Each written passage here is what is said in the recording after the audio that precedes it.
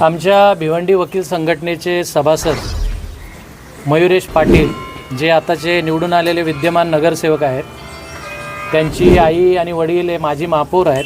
अत्यंत प्रतिष्ठित असे कुटुंब आहे.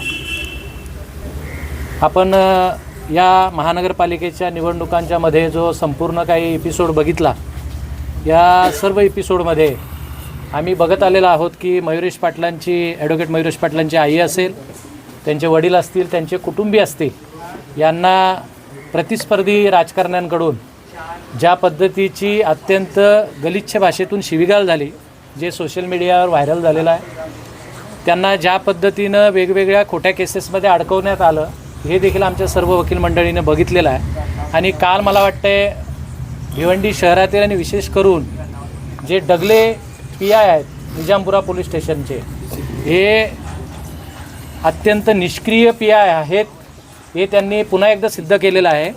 कारण या पट्ट्यातली निजामपुरा हद्दीतली पूर्ण लॉ अँड ऑर्डर कोलॅप्स झालेली आहे आणि याला सर्वस्वी ते जबाबदार आहेत. आम्ही ज्या काही सोशल मीडियावर व्हिडिओज बघितल्या, त्यामध्ये क्लिअर कट दिसतं आहे की मयुरेश पाटील यांच्या घरावर एका मॉबने हल्ला केला, ज्या मॉबमध्ये सगळे तरुण दिसत आहेत. एक प्रकारे या कुटुंबाला मारण्यासाठीच, जीवेठार मारण्यासाठीच ते आले होते. तदनंतर त्याच्या ज्या काही रिॲक्शन्स आहेत या साहजिक आहेत. त्यांच्या आईचं डोकं फुटलेलं आहे आणि आता आम्ही बघतो आहे की राजकीय दबाव टाकून या परिवाराला उद्ध्वस्त करण्यासाठी त्यांच्या आईवर, त्याच्या वडिलांवर, त्याच्या स्वतःवर, त्यांच्या बायकांवर आणि त्यांच्या समर्थकांवर सरकारी कामात अडथळा निर्माण केला, त्याचबरोबर हत्येचा प्रयत्न केला, अशा स्वरूपाचे खोटे गुन्हे दाखल केले, ते प्रथमदर्शनी आम्हाला दिसत आहे. आणि त्याचा निषेध आम्ही सर्व वकील संघटनेच्या वतीने उपस्थित वकील करतो आहोत. आम्ही सर्व वकील मयुरेश पाटील आणि त्यांचं कुटुंब यांच्यासोबत शेवटपर्यंत राहू.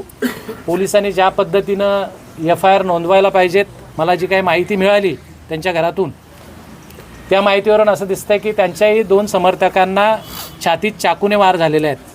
त्यामुळं समोरच्या आरोपींवर देखील 307 प्रमाणे गुन्हे दाखल व्हायला पाहिजेत. परंतु आतापर्यंतच्या मिळालेल्या माहितीनुसार त्यांच्यावर फक्त 324 प्रमाणे गुन्हे दाखल झालेले आहेत. आता त्यांना हजर करण्यात आलेलं आहे.